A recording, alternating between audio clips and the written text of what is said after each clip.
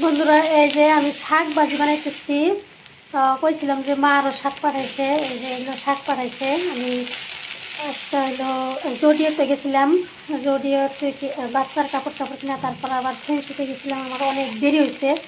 ইফতার কইরা যা খাইছি ফলমূল ইফতারের বস্তু অল্প অল্প খাইয়া তারপরে হলো যে আমি শাক ভাজি বানাইতেছি। শাক ভাজি দিয়ে ভাত খামো। শাক আমার অনেক পছন্দ। ইফতার করার পরে শাক ভাজি দিয়ে ভাত খেলে আমার অনেক ভালো লাগে। তো আমার জন্য ওই যে কাঁচামরিচ কেটে দিচ্ছি, আর এই যে যারা শুকনো মরিচ খায় তাদের জন্য শুকনো মরিচ। এই যে এই মরিচটা অনেক ঝাল, তার মানে যে আমি খাবো না।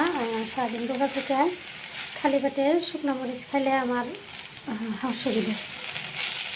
এই যে শাক আমার খুব পছন্দ, খুব পছন্দ। কালকে একটা শুটকি মাছ দিয়ে বানিয়েছিলাম, আজকে হলো ভাজি করলাম।